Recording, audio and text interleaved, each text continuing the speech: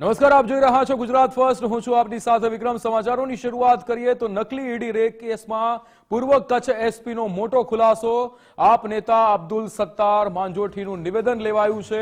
SP દ્વારા નિવેદન આપવામાં આવ્યું, જેમાં અબ્દુલની ગોપાલ ઇટાલિયા, મનોજ સોરઠિયા સાથે મીટિંગ થઈ હતી। તે પણ નિવેદનમાં કહ્યું હતું।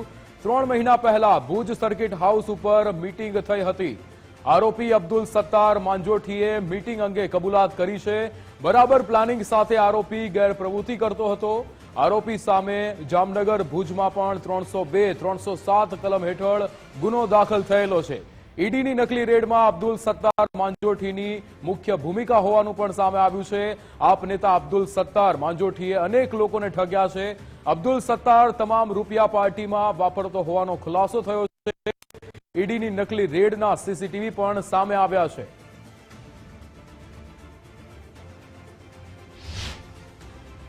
वगैरह पुलिस ने इन्वेस्टिगेशन की, उसमें ये कंटिन्यूस राधिका ज्वेलर्स के बाहर इसका मूवमेंट चल रहा है, मॉनिटरिंग कर रहा है कि रेड में क्या क्या करना है, कैसे करना है। और साथ में जो ये अब्दुल सत्तार માંજોઠી है, जो कि आम आदमी पार्टी का कार्यकर है, उसका एक पुराना गुनाहित इतिहास भी जो है इसमें पुलिस द्वारा पता लगाया गया है, जिसमें जामनगर और भुज में उसके विरुद्ध में भारतीय दंड संहिता की धारा 307 और धारा 302 के अंतर्गत गुने दाखिल है। अब्दुल सत्तार ने ये भी बताया है कि थोड़े टाइम पहले, 2-3 महीने पहले, उसकी भुज में सर्किट हाउस पे गोपाल इटालिया और मनोज सोरठिया के साथ मीटिंग हुई थी। और जो ओवरऑल ये पूरी प्रवृत्ति और पूरी एक्टिविटीज़ करता था, उसमें कैसे जो है इसका गैर लाभ लिया जाए, इस बाबत में उसकी पूरी प्लानिंग चल रही थी। और साथ साथ में ओवरऑल जो ये सभी ईडी की रेड में जो नकली ये पूरी जो रेड फ्रेम हुई, उसमें जो आरोपी थे उनके अलग अलग जो पुरानी एक्टिविटीज़ थी, ये सभी एक्टिविटीज़ के बारे में भी पुलिस का तपास इसमें चालू है। और ख़ास करके जो पूरा मनी ट्रेल है, उसकी भी इन्वेस्टिगेशन आयोग द्वारा की जा रही है। નકલી ઈડી મુદ્દે રાજકારણ ગરમાયું છે। ભાજપ પ્રવક્તા યજ્ઞેશ દવેનો આપ નેતાને વળતો જવાબ। ઈશુદાનભાઈ લાજવામાં બદલે ગાજી રહ્યા છે। ભાજપ કોઈ ક્રિમિનલને પદાધિકાર નથી બનાવતા। આરોપી અબ્દુલ સત્તારે કબૂલાત કરી તે પૈસા આ પાર્ટીને આપતો। નકલી ઈડી બની જે પૈસા ખંખેરતો તેનો 10% ભાગ આપતો। આરોપીએ કબૂલાત કરી છે કે આપના કાર્યાલયનું ભાડું ભરતો હતો। કચ્છ આપ કાર્યાલયનો ખર્ચો ભોગવતો હોવાની કબૂલાત કરી છે।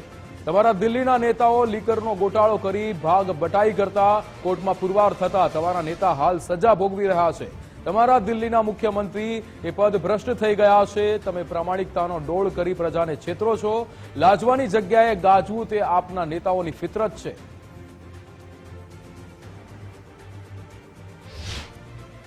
ત્યારે ઈશુદાનભાઈ લાજવાની જગ્યાએ ગાજી રહ્યા છે। એ વ્યક્તિ પોતે કબૂલાત કરે છે કે જે હું નકલી ઈડી બનીને પૈસા ખંખેરતો હતો, એના 10% ભાગ હું આમ આદમી પાર્ટીના નેતાઓને આપતો હતો ગુજરાતના। સાથે સાથે એને પોલીસ નિવેદનમાં એ પણ લખાવ્યું છે કે હું કચ્છની જે આમ આદમી પાર્ટીનું કાર્યાલય છે, એ કાર્યાલયનું ભાડું અને કાર્યાલયનો તમામ ખર્ચો એ અબ્દુલ સત્તાર જે આ ગુનેગાર છે પોતે ભોગવતો હતો, એવું એને પોલીસ નિવેદનમાં પોતે જાતે કબૂલ કર્યું છે। એટલે મારે ઈશુદાનભાઈને એ પૂછવાનું કે તમારા દિલ્હીના નેતાઓ જે પ્રમાણે લીકરનો ગોટાળો કરી અને એમાં ભાગ બટાઈ કરતા હતા અને એની અંદર પણ કોર્ટમાં પુરવાર થઈને સજા ભોગવી રહ્યા છે અને મુખ્યમંત્રી પણ અત્યારે પદભ્રષ્ટ થઈ ગયા છે ત્યાંના, એ જ પ્રમાણે તમે અહીંના નેતાઓ પણ એ જ માર્ગે જઈ રહ્યા છો। સારું છે કે પ્રજા તમને સત્તા નથી આપતી, સારું છે કે પ્રજા તમને કોઈ નેતૃત્વ નથી આપતી, નહીં તો ગુજરાતના અને ભારતના પૈસાની તમે શું હાલત કરો એ તો આખી દુનિયા જાણે છે। માત્ર પ્રમાણિકતાનો ડોળ કરવો અને પછી પ્રજાને છેતરવા અને છેતર્યા પછી લાજવાની જગ્યાએ ગાજવું, એ આમ આદમી પાર્ટીના નેતાઓની ફિતરત રહી છે। કૌશિક છાયા આપણી સાથે ફોન લાઈન પર જોડાઈ ગયા છે। કૌશિક, ભાજપ પ્રવક્તા યજ્ઞેશ દવેએ જે રીતે નકલી ઈડી મુદ્દે જેમણે નેતાને વળતો જવાબ આપ્યો છે, શું વિગતો?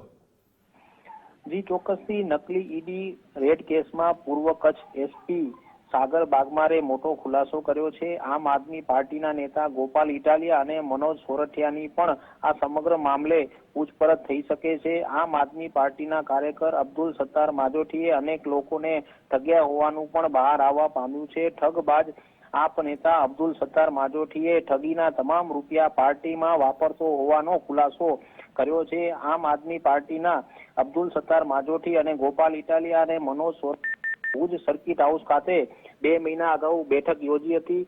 અબ્દુલ સત્તાર માજોટી સામે જામનગર અને ભુજમાં પણ 302, 307 સહિતની કલમો તળે ગુના અગાઉ દાખલ થયા છે. પૂર્વ કચ્છ પોલીસને તપાસ દરમિયાન અનેક મહત્વપૂર્ણ ખુલાસાઓ થયા છે. ઈડીની નકલી રેડ પણ અબ્દુલ સત્તાર માજોટીની મુખ્ય ભૂમિકા રહેવા પામી હતી. સમગ્ર મામલે સીસીટીવી પણ સામે બહાર આવ્યા પામ્યા છે.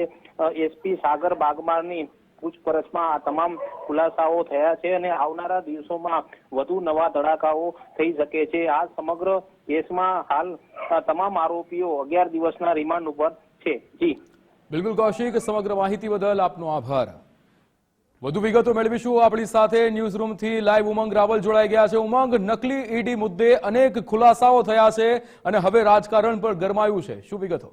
કસ્તી, પહેલા તો મહત્વની વાત એ આવે છે કે આપના પૂર્વ પ્રદેશ પ્રમુખ જે પદ ઉપર રહી ચૂક્યા છે ગોપાલ ઇટાલિયા, તેમની પોલીસ પૂછપરછ કરશે. એનું કારણ છે કે 2 મહિના પહેલા આ જ નકલી ઈડી અધિકારી બનીને જે ફરતો હતો આપનો જે નેતા હતો સત્તાર કરીને, તેની સાથે ભુજના સર્કિટ હાઉસમાં બેઠક થઈ હતી. આ બેઠકની અંદર ગોપાલ ઇટાલિયા, મનોજ સોરઠિયા પણ ઉપસ્થિત હતા અને ક્યાંક શંકાના દાયરામાં બંને નેતાઓ આવી રહ્યા છે. ત્યારે એસપી જે છે કચ્છના, તેમણે સ્પષ્ટ વાત કરી છે કે જે કબૂલાત કરી છે, એક તો પાર્ટીમાં ફંડ છે. એ આપણે ગઈકાલે જ આ વાત કરી હતી કે ઈડી અધિકારી બન્યો ત્યારે ક્યાંક ને ક્યાંક એ પ્રશ્ન ઉભો થશે જ અને એ પણ વાત આવશે કે જે અધિકારી નકલી બનીને ફરતો હતો, જે પણ એને તોડ કર્યા હશે અથવા તો લોકોના રૂપિયા પડાવ્યા છે, એમાંથી ચોક્કસથી એ ફંડ આપતો જ હશે પાર્ટીની અંદર. એ જ વાત છે. આજે એ વાત ઉપર મહોર લાગી છે કે અબ્દુલ સત્તાર જે છે એ નકલી અધિકારી બનીને જે પૈસા એને જે કમાયા હતા, એ કમાયેલા પૈસામાંથી તે પાર્ટીમાં ફંડ આપતો હતો. સાથે સાથે ત્યાં રહેલું જે એની ઓફિસ હતી આમ આદમી પાર્ટીનો, એનો પણ સ્વખર્ચ છે એ પોતે જ ભોગવતો હતો. ઓફિસનો જે પણ ખર્ચો થતો હતો, એટલે કે અધિકારી બનીને તોડપાણી કરતો અને તોડપાણી કરી અને એમાંથી જ ઓફિસનો ખર્ચ છે કાઢતો હતો. અહીંયા મહત્વની વાત એ છે કે જે ગોપાલ ઇટાલિયા અને સાથે મનોજ સોરઠિયા છે, એમને ભુજમાં બેઠક શું થઈ હતી, કે બેઠક થયાને બાદ શું શું ચર્ચાઓ થઈ હતી, શું ગોપાલભાઈને ખબર હતી, નથી કે નહોતી, મનોજ સોરઠિયા એમની સાથે શું કરી રહ્યા હતા, એ પણ પ્રશ્ન થઈ રહ્યો છે ને એટલા માટે જ કચ્છ પોલીસ છે હવે આ બંને આપના જે નેતાઓ છે તેમની પૂછપરછ કરવાની છે કે આના તાર છે ક્યાં ક્યાં સુધી જોડાયેલા છે. કારણ કે જે સત્તાર પકડાયો અને કબૂલાત કરી છે કે હું પાર્ટીમાં આના અમુક ટકાવારી ભાગરૂપે પૈસા આપતો હતો.